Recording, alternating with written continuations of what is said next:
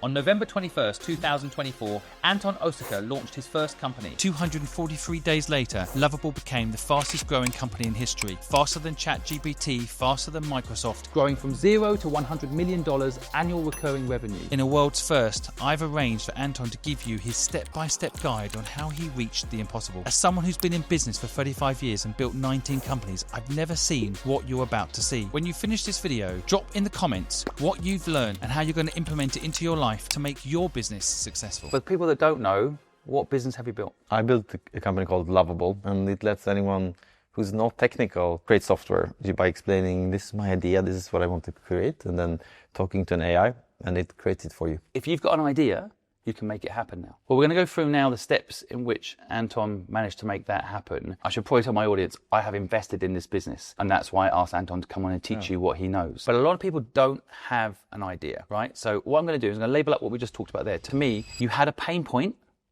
and you solved it. That's a good way to think about, if people are listening, how they could go about generating an idea for themselves, right? So let's go back to those early stages. Where did you start? Initially, I built a tool for myself to prove that you can, in the first example is, I could tell it, create me a snake game.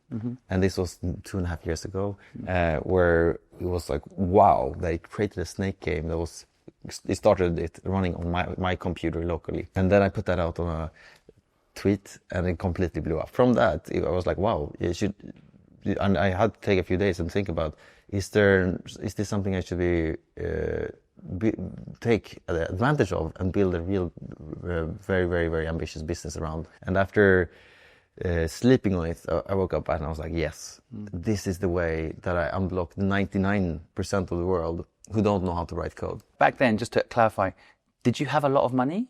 Did you have a lot of money to do this? How much money did you have? No, I started it with I biked to my co-founder's place and I explained the vision. Here, we have this unique opportunity in a lifetime to create a new way to create software. We're going to call it Lovable because we want the people who create software with our tool to create something that creates positive emotions in their customers. So we just started building. That was the most important thing: building, getting it out there, getting feedback. How we did it was we did like a waitlisted launch so that we could get some very passionate early users and work with them to help understand where did they get most value of the early versions of our product before we went out in the mainstream. We did raise money, but it wasn't the most important thing for us to be successful at all. So there's three things, right, that I think people listening, you've got an idea. Now you have development skills.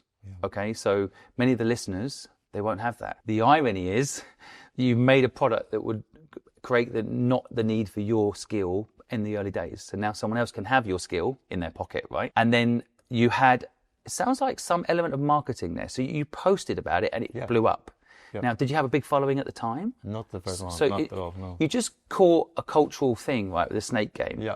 So you plugged into a cultural trend and that's partly why it blew up, right? And then from that you created a waiting list. But to get a waiting list, again, there's marketing. What did you do to get the waiting list going? We launched the first version of the tool for non-technical people, which were Lovable. You just open lovable.dev and you write in what you want to create. We got a lot of people that wanted to use it, but we thought we have to keep working on this product. So at that point in time was still building the product, continue to assemble a team of people who really care about building the AI software engineer, as we call it, and to get feedback and work with getting users on trying it out and explaining where they get the most value. So you found a niche, which in this case was other developers, right? Yeah, those were some of the early users, but where we found the most interest is for founders who don't have a technical co-founder. Right. And that's always been and still is the group, and even though there's many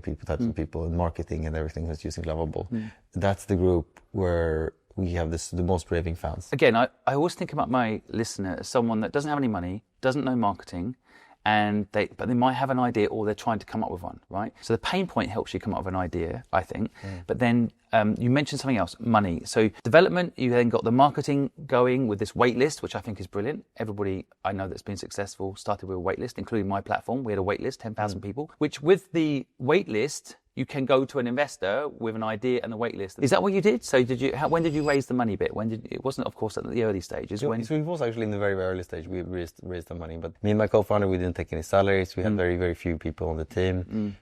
So I think we could have done it just building ourselves. I mean, of course, it helps to be able to spend money on this AI cost money and so on. So. But tell people how you raise money then, because you've got this idea, you've launched it. You've put up this waiting list. How did you raise money early on? Look, so when I built this open source tool for developers, there was a large interest from investors. So and I think that's generally the best way to raise money. When investors come to you, you've shown that you can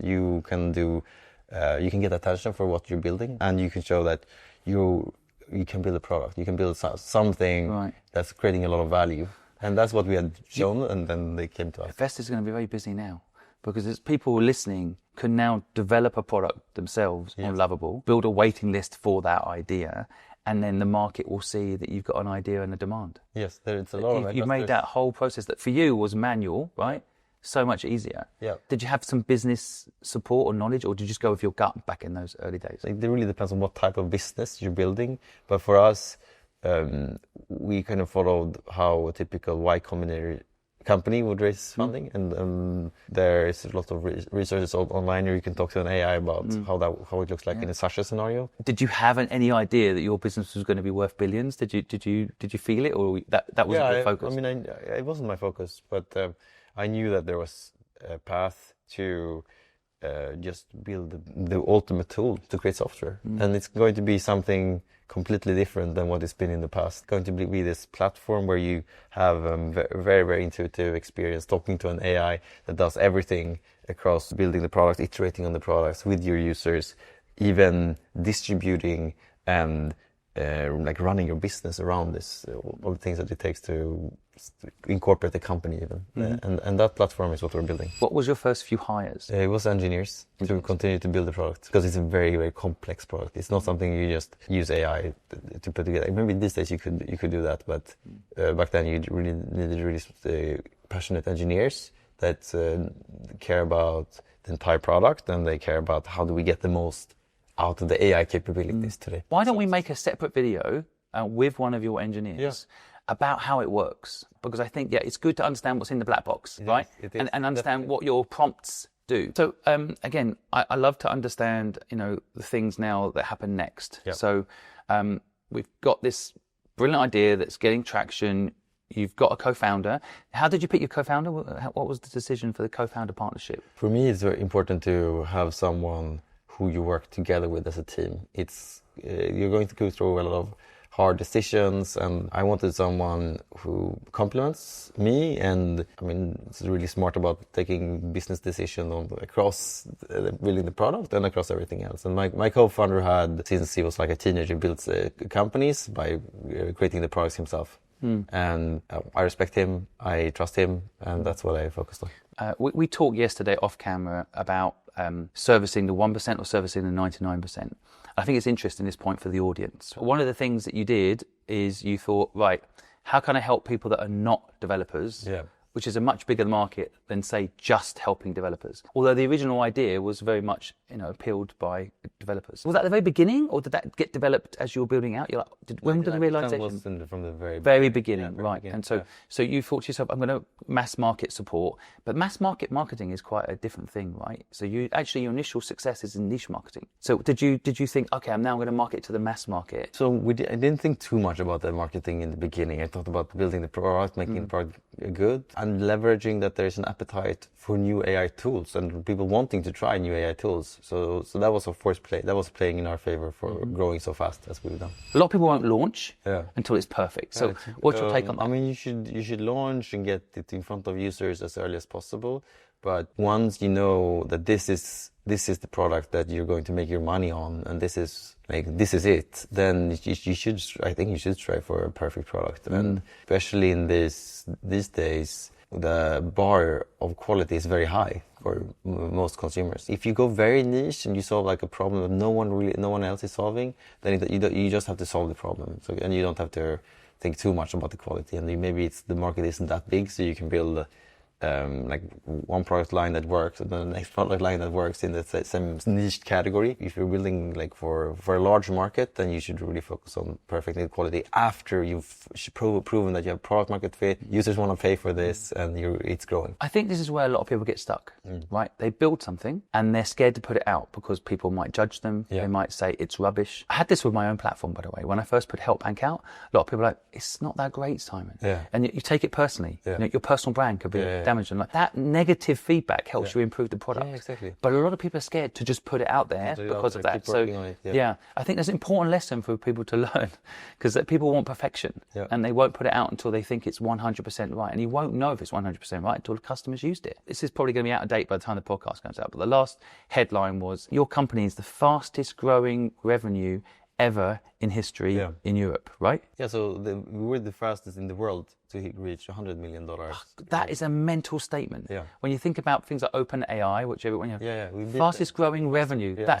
That, you know, what made you go down the revenue route so early? Because sometimes it's, let's get users. A lot of people listening like, I get users and don't worry about revenue. So when did you insert the revenue piece in? And that must have been quite a big call, really. I knew that if you're optimizing, if you're having people pay, that's a very good proof that this is actually a good enough product. And if people don't want to pay, then maybe you should be able to create more value for them. And so we put it in there in the beginning. I think it's quite fortunate for us in a way that the AI is very costly. So we had to charge a significant amount of money. And so we don't just lose a lot of money on each of our user. And that was a contributing factor to that. We had to monetize a lot. So how did you decide on the pricing? Again, people listening, how would they decide on pricing on this? Yeah, so the first pricing was actually too cheap, and we lost a lot of money. So that was when we hadn't launched publicly yet. And then in the public launch, we made it more expensive. And then we were improving the AI so much that it got too expensive. Right. So we had to change the pricing again, and then we improved the product so that it behaved differently, and we had to change the pricing so that it was not per message, but it's per. So Lovable is now an agent that goes out and takes like decisions and reads the internet, and now it costs us tiny amount of credits per each of those actions. We iterated on that as well. You went for a monthly subscription model, right? So again, like I think Whoop, who I've interviewed the founder of Whoop, and they did a 1-year fixed subscription. Okay. Did you look at those different models or? Yeah. So first of all, let me say that Lovable is completely free to use. Even it's not even a free trial, you can just keep using it for free. But then, if you want to build something serious, you will need to pay to use it more than just a few iterations with AI. And then the free is still a big part of it. But the free costs you money when people use the free. Yes, we lose money when they use it for free. And I don't know if we're allowed to say the numbers, because I know the numbers. I'm not sure if we're allowed to say the numbers, so we can beep it out. But like, there's 7 million people that will use the free product. Yeah. I mean, I'm guessing that's probably 100 million right there in potential costs. I'm guessing, probably more.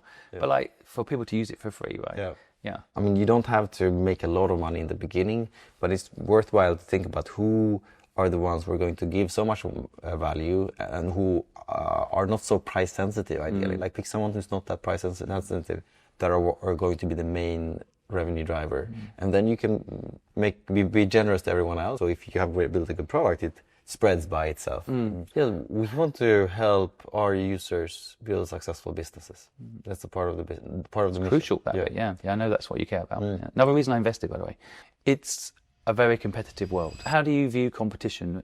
How do you stay ahead? I'm making sure that Lovable is a customer-focused and even like a customer-obsessed company, not a competitor-focused company. And that means that we don't look at competitors, we look at our customers. We look at what are they doing, how do we get them more successful. If we make them more successful, it's naturally going to be the case that they tell others that they should be using Lovable. And that's how I think about it. And there's a lot of stories about Lovable.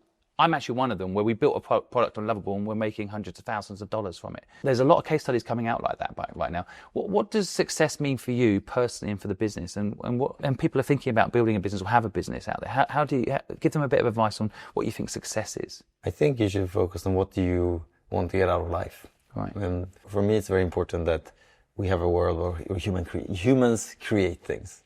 And they just don't mindlessly consume things. All right, guys, I hope you got something from this podcast. There'll be links down below where you can, of course, try out Lovable for free.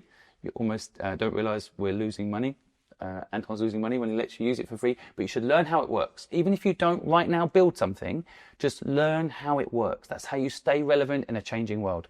Thanks for listening. We're off to have some chicken.